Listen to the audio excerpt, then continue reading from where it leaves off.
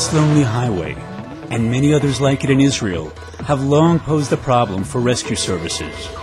They've been unable to provide a rapid response to military and civilian emergencies because of the time it takes to get to the hospital, in some cases upwards of an hour.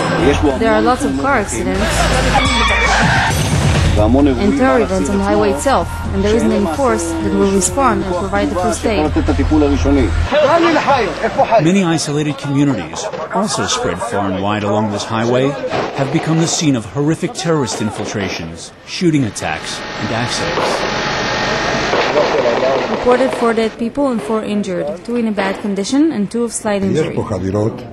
We are located very close to Jordan border, and there are constant terrorist attacks. They held here 24 hours, 33 days, 2 war rooms. One was civilian and the other was military. Both of the rooms were held by citizens. 2 people were killed and a few were injured at the firing of 13 Katyusha rockets in Haifa and its surroundings.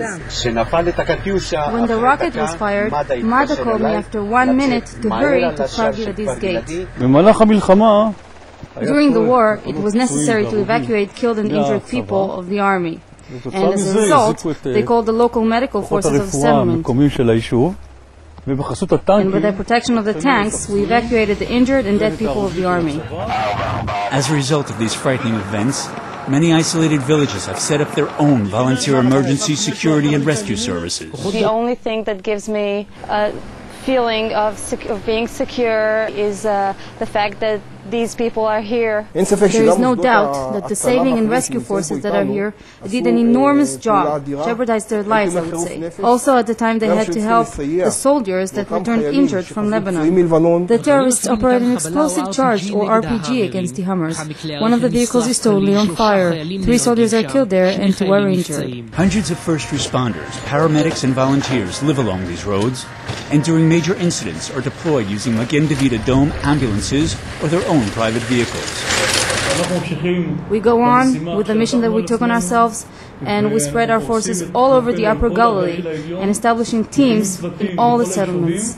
Everyone has their own beeper. The organization also supplied doctors and volunteers with dozens of new two-way radios that cost tens of thousands of dollars. This made the entire readiness system more efficient across the board for all the communities and roads in the area. Gladly, we always manage to save people's life in 99% of the cases. All the medical arrangement of the ambulance, the medical evacuation, the paramedics that are here, and there are lots of volunteers that deal with the rescue, enables an excellent high-quality service for the citizens. Our varied equipment enables us to examine the children better instead of sending them immediately to the hospital, which is very far. The ambulances are armored against gunfire and equipped like intensive care units, far above and beyond the standard layout. This is the smallest AED. It can save life. The persons that have a heart attack. A man arrived, collapsed. No way could he have ever saved his life without the life pack. It's a life pack. The Rescue and Recovery Organization works closely both with civilian first responders as well as IDF medical units. The area's complex security situation meant implementing unique, cooperative policies, enabling civilian and IDF teams to work together.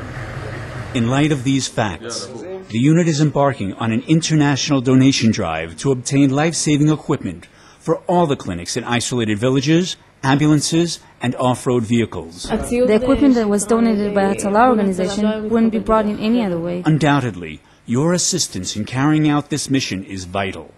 As it is said, to save one soul is to save the entire world.